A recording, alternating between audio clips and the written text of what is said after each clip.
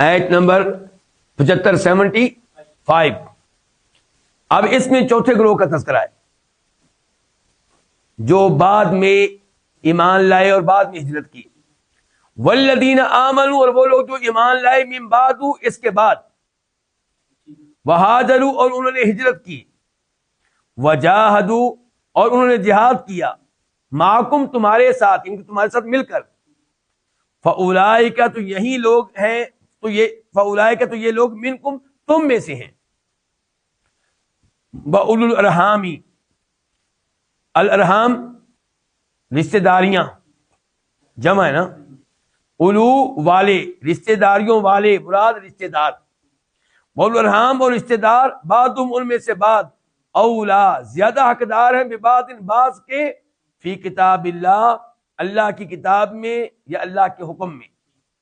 ان اللہ، بے شک اللہ تعالی، بکل شیء، ہر چیز کو، علیم، اچھی طرح جاننے والا ہے.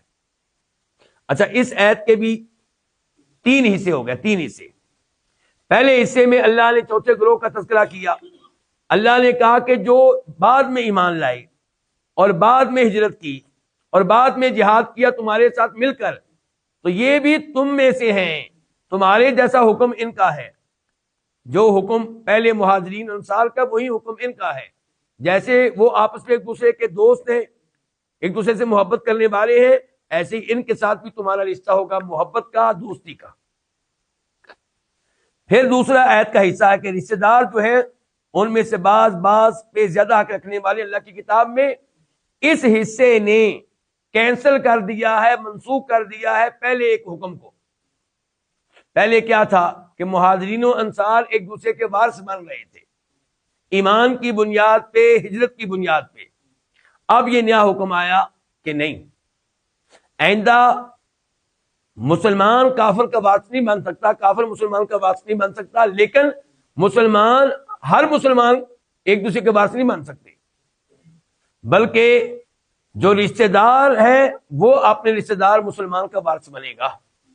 مسلمان بیٹا وارث بنے گا اپنے مسلمان باپ کا، مسلمان بیوی وارث بنے گی اپنے مسلمان خامند کی.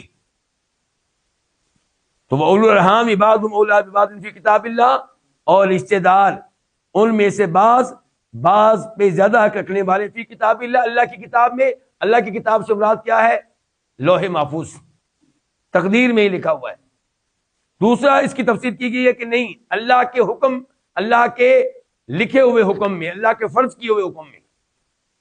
یہ کتاب کا میں نے آپ حکم بھی کر سکتے ہیں، لوح محفوظ بھی کر سکتے ہیں. اور اس آیت کا تیسرا حصہ یہ ہے کہ ان اللہ بکل شیء علیم، اللہ ہر چیز کے بارے میں کمال علم رکھنے والا ہے. کوئی یہ نہ سمجھے کہ اللہ تعالیٰ نے پہلا حکم کینسل کیا ہے، لگتا یہ ہے کہ اللہ کو پتہ نہیں تھا پہلا حکم دیتے ہوئے کہ اس کے کیا غلط اثرات ہوں گے، بعد میں نعوذ باللہ اللہ کو احساس ہوا، اب اللہ نے نظر ثانی کی ہے. نہیں، ایسا نہیں ہے. اللہ جب پہلے حکم کو منسوخ کرتا ہے تو اللہ جب پہلا حکم دیتا ہے، جس کو بعد میں اللہ منسوخ کرتا ہے، اللہ کو پہلا حکم دیتے ہوئے بھی معلوم ہوتا ہے کہ یہ کب کینسل کر دینا ہے. 1 سال کے بعد، کہ 2 سال کے بعد، کہ 8 سال کے بعد. جب پہلا حکم نازل ہوتا ہے اس زمانے کے لحاظ سے وہ مناسب ہوتا ہے.